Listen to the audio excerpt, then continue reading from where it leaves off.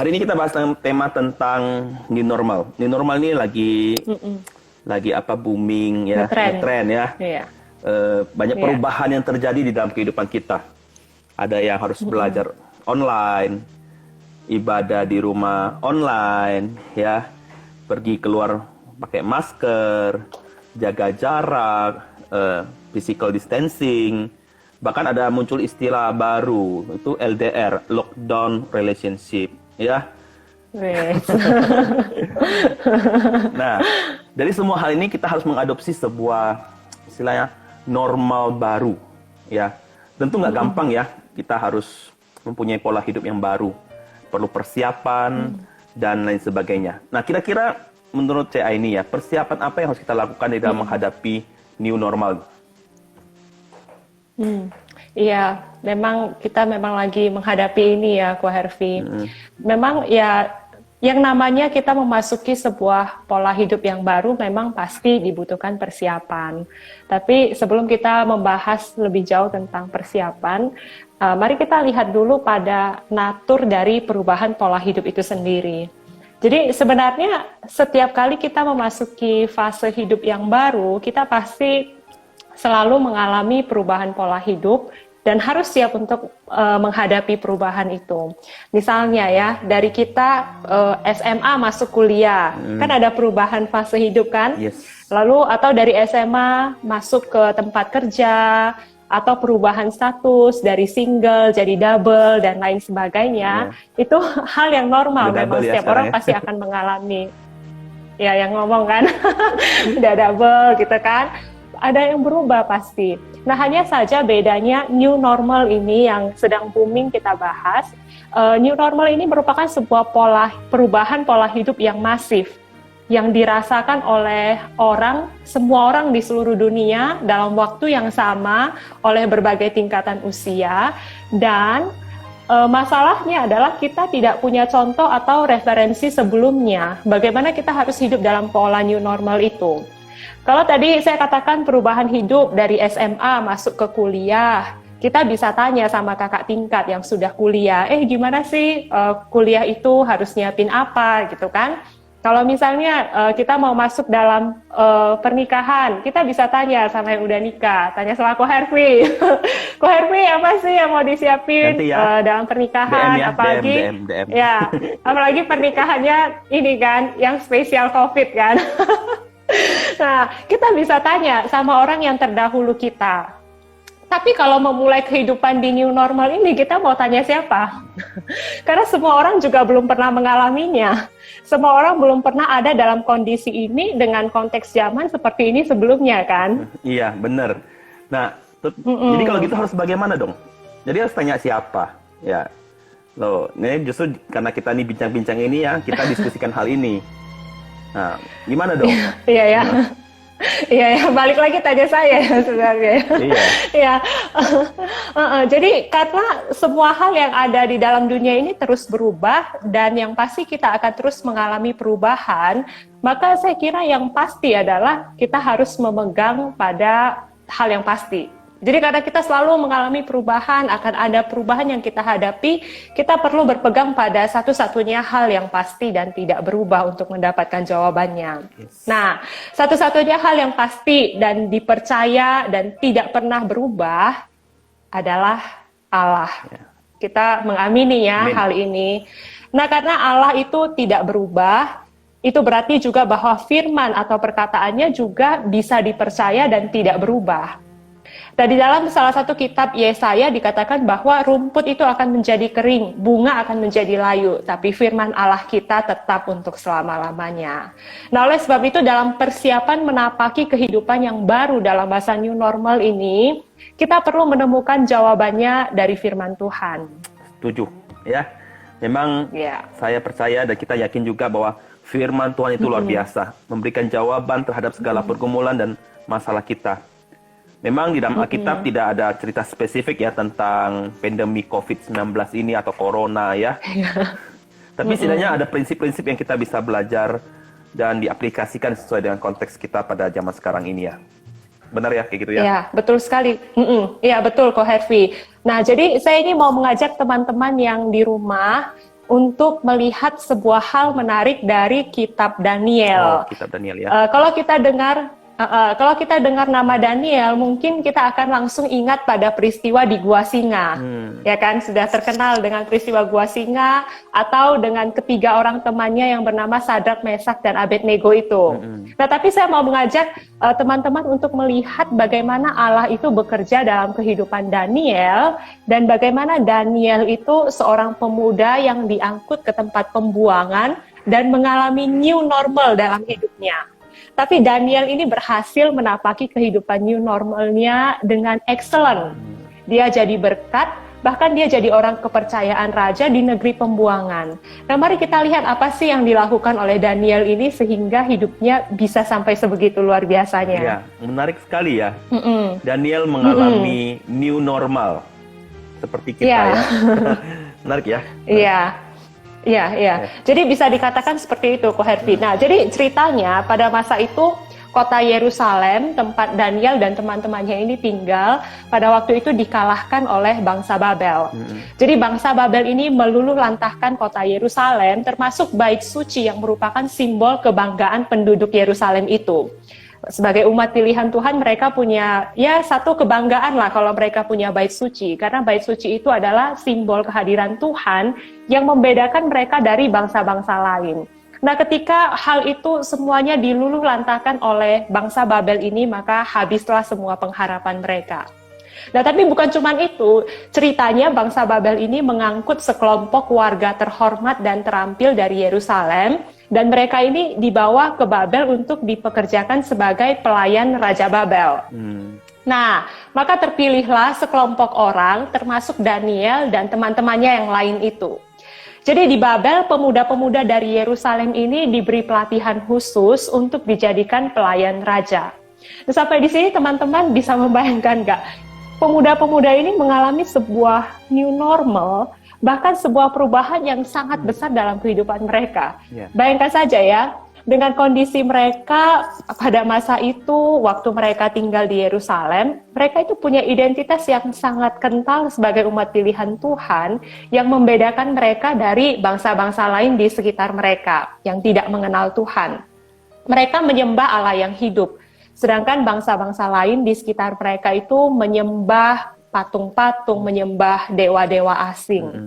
Nah, ketika mereka ada di tanah asing, pasti menimbulkan goncangan yang sangat besar bagi mereka.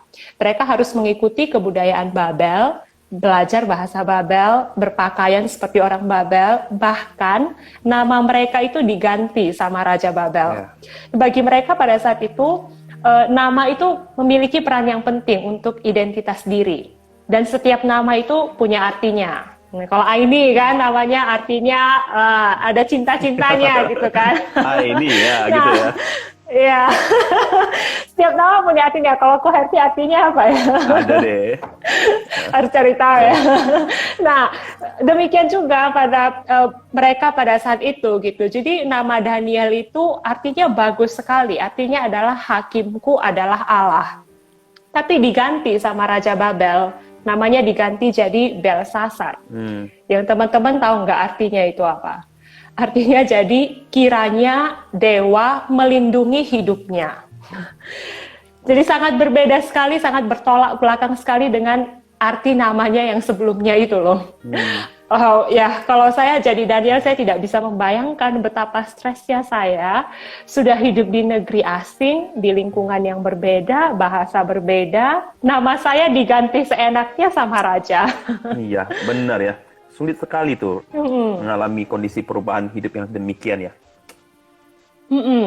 Nah, namun menariknya di sini Ko Hervi dan teman-teman, si Daniel ini dia tahu menempatkan dirinya dan hidup sebagai hamba Allah yang sejati.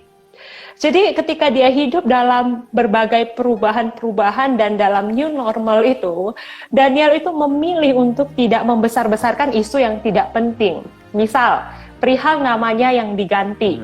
Nah, atau sebenarnya dengan hikmat dan kepintaran yang diberikan kepadanya, nah Tuhan itu memberikan hikmat khusus kepada Daniel dalam hal menafsirkan mimpi. Jadi dengan kemampuan yang dimilikinya, Daniel ini bisa saja mengkritik atau merekonstruksi sistem Babel. Tapi dia tidak melakukannya. Sebaliknya, yang mewarnai kehidupan Daniel itu adalah devosi dan pelayanannya. Dia membawa dirinya dengan bijak dan dia rajin bekerja. Ketika Daniel melayani raja manusia, dia menempatkan dirinya sebagai hamba dari raja segala raja dengan takut akan Tuhan. Dia tahu ada hal-hal yang tidak perlu dibesar-besarkan. Nah, tapi ada satu hal yang dia tidak kompromikan, yaitu dalam hal imannya kepada Allah. Daniel itu tidak kompromi sedikit pun dalam hal itu. Daniel dan teman-temannya yang lain itu tidak mau menajiskan diri mereka dalam hal makanan. Nah memang sih kita tidak tahu apa yang menyebabkan mereka itu tidak mau makan makanan yang telah dipersembahkan kepada berhala. Meskipun sebenarnya dalam peraturan Taurat mereka tidak ada larangan untuk makan daging atau minum anggur gitu ya. Nah tapi saya tebak kenapa mereka tidak mau makan makanan itu, tidak mau minum minuman itu, mungkin karena mereka itu mau menjaga diri mereka supaya tidak menjadi batu sandungan bagi orang-orang di sekitarnya. Karena makan makanan itu sangat kental kaitannya dengan ritual penyembahan berhala. Maka mereka memilih untuk tidak menajiskan dirinya dengan makan makanan atau minum minuman itu gitu. Nah, ketika satu kali raja mengeluarkan peraturan untuk menyembah patung atau dewa mereka, Daniel ini tetap melakukan kebiasaannya berdoa kepada Allah seperti yang biasa dia lakukan. Benar-benar dicatat literally seperti itu loh. Daniel itu tetap melakukan hal-hal yang seperti biasa dia lakukan. Luar biasa. Luar biasa sekali. Luar biasa benar. Nah, ada satu hal lagi yang paling saya suka dari kehidupan Daniel ini. Dan seperti yang tercatat dalam Daniel 6 ayat 5. Teman-teman nanti bisa baca ya. Di sana dikatakan seperti ini. Para pejabat tinggi dan wakil raja itu mencari alasan dakwaan terhadap Daniel dalam hal pemerintahan, tetapi mereka tidak mendapat alasan apapun atau suatu kesalahan apapun. Jadi mereka cari-cari kesalahan Daniel, tapi mereka tidak mendapatkan satupun kesalahan pada Daniel itu. Sebab dikatakan Daniel itu setia dan tidak didapati satupun kelalaian atau satupun kesalahan padanya. Luar biasa ya teman-teman. Dan Daniel ini hidup sebagai hamba Allah yang setia dalam setiap hal yang dia lakukan. Bahkan dalam kehidupannya dengan new normal, dengan normal yang baru itu, dia tetap melakukan tugas dan tanggung jawabnya dengan sangat baik. Sehingga ketika orang mencari-cari kesalahannya, orang tidak menemukan satu hal pun kesalahan pada dirinya. Maka justru orang yang mencari-cari kesalahannya itu berkata di ayat 6, kita tidak akan mendapat satu alasan dakwaan terhadap Daniel ini, kecuali dalam hal ibadahnya kepada Allah. Luar biasa nggak? Saking dicari-cari nggak ada alasan untuk menyalahkan si Daniel ini, malah salah satu alasan dakwaan tuduhan untuk mencubloskan Daniel ini adalah dalam hal ibadahnya kepada Allah.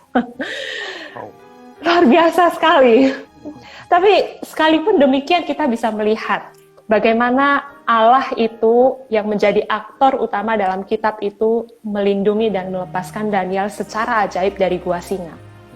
Hidup Daniel ini menjadi kesaksian, bahkan Raja Babel itu yang tidak mengenal Allah akhirnya bisa memuliakan Tuhan karena dia melihat kehidupan Daniel. Dan Daniel akhirnya mendapatkan posisi yang terhormat dalam lingkungan kerajaan dan dalam masa pemerintahan raja yang berbeda. Sampai masa tuanya, hidup Daniel ini tetap jadi berkat. Luar biasa ya. Luar biasa. Kesaksian yang luar biasa sekali dari hidup Daniel ya. Dan berkaca dari kehidupan Daniel nih ya, saya rasa kita dan teman-teman di rumah juga bisa menangkap sebenarnya apa sih yang harus kita lakukan di dalam menapaki masa new normal nih. Ya benar ya, saya rasa sih ya, mungkin bisa menangkap ini ya. Kira-kira menurut ini gimana? Betul kok Hervi. Kayaknya teman-teman pasti sudah punya gambaran ya tentang apa yang tadi saya paparkan dari kehidupan Daniel. Nah, teman-teman, dalam musim dan fase hidup yang selalu berubah, dalam konteks zaman kita sekarang yang berbeda dengan konteks zaman ketika Daniel hidup pada masa itu, nah saya kira ada prinsip yang sama yang kita bisa pelajari dan terapkan, yaitu bahwa Tuhan itu memegang kendali atas seluruh kehidupan kita. Sama seperti dia memegang kendali atas kehidupan Daniel, bahkan ketika dia berada di tanah asing. Maka Tuhan yang sama itu juga memegang kendali atas hidup kita di masa seperti ini. Dan dia masih terus bekerja, sekalipun terkadang kita belum bisa melihat dia bertindak. Kan tetapi sebagai anak Tuhan, ada bagian yang harus kita kerjakan dengan baik. Seperti Daniel itu yang melakukan bagiannya dengan baik di tengah perubahan hidup yang dia alami. Nah, dalam masa sekarang saya percaya bahwa Tuhan itu juga memberikan hikmat kepada setiap anak-anaknya yang mau percaya dan mau mencari dia. Maka mari kita lakukan kewajiban dan tanggung jawab kita dengan baik. Nah, dalam masa new normal ini seperti yang sudah sering digaungkan di media sosial, di berita, bahwa ada protokol kebersihan dan kesehatan yang harus kita patuhi, harus kita lakukan ketika kita ada di tempat umum. Tadi di awal Ko Herti juga sudah katakan kan. Nah, maka sebagai anak Tuhan, kita juga harus menjadi kesaksian yang baik dalam hal menaati aturan itu. Nah, kita melakukan ini sebagai bentuk devosi dan pelayanan kita kepada Tuhan juga. Dalam hal pekerjaan dan studi kita, mari kita lakukan juga dengan takut akan Tuhan. Sehingga orang-orang yang bekerja sama dengan kita itu bisa berkata, tidak ada satupun kesalahan yang kutemukan di dalam dirinya. Nah, kalimat ini dalam sekali ya. Dalam. Dan bukan berarti kita jadi orang yang munafik juga, pura-pura baik di luar, tapi ternyata di dalam hatinya tidak sesuai dengan apa yang dia lakukan. Tapi biarlah iman kita itu menjadi iman yang hidup, yang memang memancar keluar secara alami dari hati kita yang sungguh-sungguh mencari Tuhan.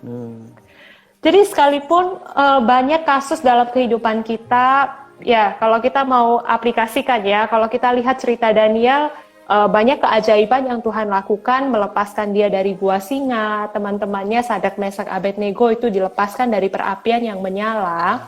Tapi kalau kita lihat dalam kehidupan real kita, tentu tidak selalu kita bisa mengklaim bahwa Allah akan selalu bertindak menolong kita seperti dia menolong Daniel, seperti dia melepaskan Daniel dari gua singa. Benar ya? Kadang-kadang dalam hidup kita, ada hal kita mengalami pergumulan, tapi kok sepertinya kelihatannya Tuhan itu tidak bertindak, sepertinya Tuhan itu tidak menolong atau melepaskan kita, gitu ya. Nah, tapi biarlah kita percaya bahwa Tuhan itu memegang kendali dan berdaulat atas kondisi dunia saat ini, atas kondisi hidup kita, dan kita percaya bahwa Dia sanggup memulihkan kondisi kita. Amin. Dia sanggup menolong kita, meskipun kita belum melihatnya saat ini. Atau meskipun cara Tuhan menolong kita itu tidak seperti yang kita harapkan atau yang kita bayangkan.